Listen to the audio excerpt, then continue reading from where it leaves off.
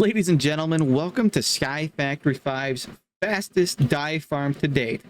We're producing a whopping 20 dyes a second for every single color. This thing uses less channels than my previous method and a lot more laser I/O. So let's get into how to build one of these little sections here. Now, a section is simply made up of 5 annihilation planes, 2 storage buses, one on the bottom connecting with a filter for whatever color fluid you're creating.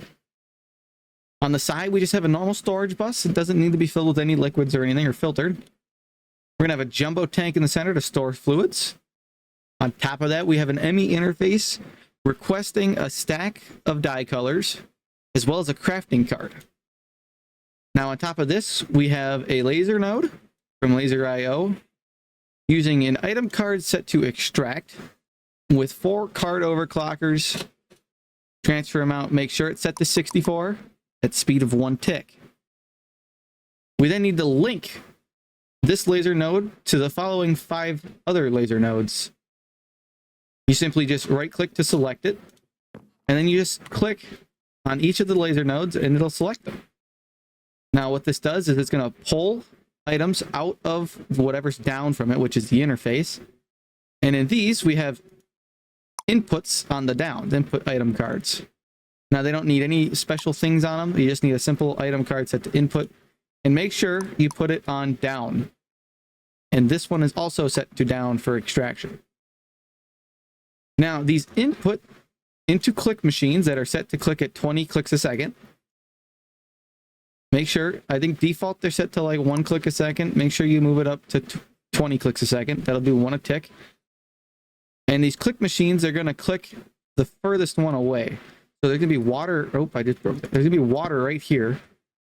And this click machine here is going to turn the dye here into fluid that is colored that dye. And that's it. You just got to be careful because there is one underneath it.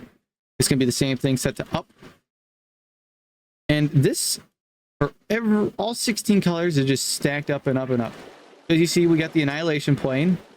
We are filtering black water. Here we are configured to stock 64 black dyes. This is extracting with 4 item overclockers into this with an input card.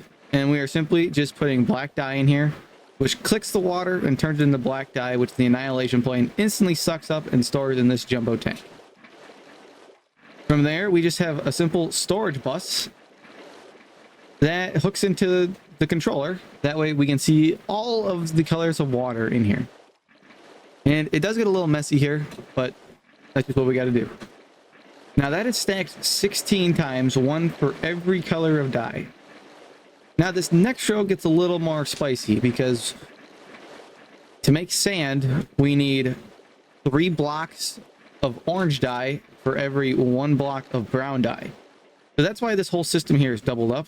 We're basically making way more orange and brown. That way these can all keep up for the sand, as water plus sand gives you a dye block. So with this system, it's a little different, and let me show you how. Now we have the exact same setup over here. We have annihilation planes with a storage bus that will be filtered to whatever color you want. And, well, yes, brown dye is proper. Up here, we're going to request. This is going to need a little bit more. So just because of how many items are getting like pulled in and out of here, I need more than 1 stack in here. Like if I go over to this brown one, you see we have 5 stacks requested. And this orange one, I think I requested 9 stacks. That way it's never empty. That is a very important task there. All right, now this system is identical to the one that we just built over there. These are input cards on all of these laser nodes here. And the one up here is going to be an extract card. It is not currently set with 4 overclockers. Again, we're transferring a stack at a time every single tick. Hence why we need so much black dye in here. Now, we need to link this. So we need the laser wrench, shift click, and we need to select all of these. Now these have a range, so we need to make sure we don't overdo the range. We're going to grab a laser connector and just plop that in the center here. Simple. We're then going to select the laser connector, and that's going to collect to the next batch of click machines. Simple, right? Again, these are going to be set to 20 clicks a second. Need to make sure I do that because I'm going to have a world download. And now the simple thing is here, we are trying to use the least amount of channels possible. So we simply have an interface going into a storage bus. So that's going to see the storage bus, and it's going to allow the system to see this storage bus, regardless of where it is. Then we just have a quartz fiber. Then we have a quartz fiber coming up and a cable. Very, very simple. And I can do that. So that's how all of this is set up. And as you see, it's stacked a long ways. So here, if I connect to this one, we see this one connects to this one. This laser connector goes to the next one. This one goes to the next one, so on and so forth. And then every 2 systems, we need to do the interface to storage bus. Otherwise, we run out of channels. So you can do 2 stalls before we need to do a setup, storage, and an interface. Very, very simple stuff. Again, all of these laser nodes, they're set to down and insert. These don't need anything as they're all being pulled from this. So this one hard overclocker here and extract is sending to all of these click machines up to this point, which is 1, 2, 3, 4, 5, 6, 7, 8, 9, 10, 11, 12 stations making orange. And then we get up here to the brown, and it's the exact same thing. Brown laser node pulling from this interface, which is getting spread out and connected through all of these laser connectors into each one of these click machines. Pretty simple. I tried to make it as easy as possible. The only annoying thing is make sure you have a card holder. That way you can store a bunch of cards, as these do not stack in your inventory. So it could be a little annoying. Now, the next thing we need to make sure is that on all of these interfaces, we have crafting cards. That way the applied energistics system is allowed to craft all of the items necessary to keep us producing dye colors of water. So we have a bunch of molecular assemblers set up, and I didn't make... I'll drop it here. So as we can see in all these molecular assemblers, they all have acceleration cards, and we're simply just having one of them. I don't know which one, but one of these is only crafting orange. One of these is crafting sand. That way, well, 3 of them are crafting sand, 2 of them are crafting orange dye, and then the rest are just filled in with all the other stuff. As we need the most amount of sand and dyes, and simply these molecular assemblers just weren't keeping up. So these are all full of acceleration cards, and as you see, they are just crafting dyes away as fast as they can. Now, I did end up needing 32 crafters. It was kind of overkill, but I mean, you can see these things are running all the time. You could probably get away with like 28 or 24 of these, but just keep in mind they're always going to be running. They don't need to be big. They're not big crafts. I mean, you could do 1Ks and get by with it. All right, the next part of this here is the actual crafting of the dyes.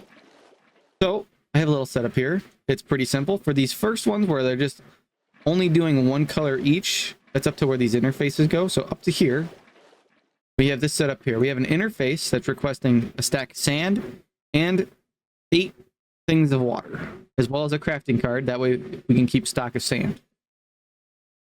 Again, going up, we're going to have a fluid card set to extract, as well as an item card set to extract. We need 8 node overclockers inside the node. And these are also going to be maxed out for doing a stack transfer amount at 1 tick speed. The fluid card is going to be the same. We're going to set it to transfer 8,000 at 1 tick of speed. Then going down, we have a fluid insertion as well as an item insertion. And to the north, we don't need anything. We simply just click this to link it to the next one. So anything it pulls will be linked to this one, which is going to be the exact same, where down is an insert on fluid and items. South is nothing. So again, we have 8 node overclockers, an item card, and a fluid card set to extract. We have to have 4 overclockers, and make sure you set the stack amount to 64. If you do Control-Shift-Click, it changes it to a whole stack, and speed to 1 tick. Fluid card, it's going to be the same thing. Control-Shift will add thousands at a time, and speed of 1 tick with 4 overclockers. So that's for just doing all the dies. And then we simply just have 2 wooden hoppers as they move at tick speed. So it's the perfect amount of speed to keep up with the whole system, with a sophisticated barrel with stack upgrades inside of them. This next system, I didn't want to use many interfaces because less channels the better. So we simply are doing the exact same thing, except we're requesting more water as we are filling 4 barrels with 1 interface. So we have sand. Don't forget the crafting card. And we're requesting 4 things of water. A little tip here, you can just click and drag the water over from JEI over here. And if you hit A, it's going to like it. And it's going to pop up on the left. So if you have it over here and you want it liked so it's always on the left, you just hit A and it pops up over here. And you just click and drag and you can set whatever you want. Max is 4. So this is going to be the same setup. Up is going to be 2 extract cards with 8 node overclockers. Again, these are going to be 1 stack at 1 tick speed. 4 node overclockers. The exact same with the fluid. And the only difference is this 1 laser node is going to be sent to all 4 of these. As you can see by the little red lines going. All these are going to be the same. They're just going to be set input and input going down.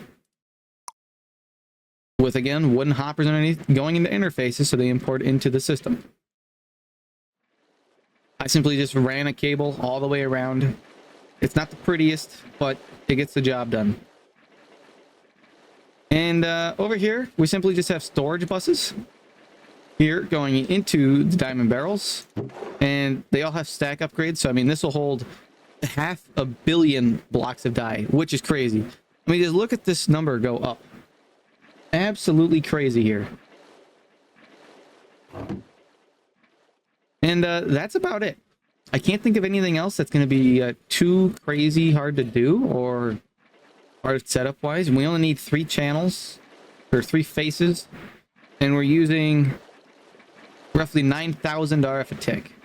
So just keep that in mind, as it is kind of expensive. But I mean, you put a 32 by 32 by 32 reactor up, and you're gonna have no problems. This will make all of the dyes you're ever gonna need. And if you have any problems, let me know in the comments below. I'm gonna leave a world download for this, just like I did with the last one. And yeah, it's pretty simple. There's little guides over here just to split everything apart. Again, everything is just stacked from one to the next to the next to the next. It could be a hassle to build in survival. I could see that, but I tried to make it as easy as possible using the least amount of channels. That way we don't have to, you know, just drag a whole bunch of lines everywhere. So if you have any problems, let me know. I'll be quick to respond. Again, just make sure you stock everything properly. We're using a lot more interfaces. These all have crafting cards, every single one of these.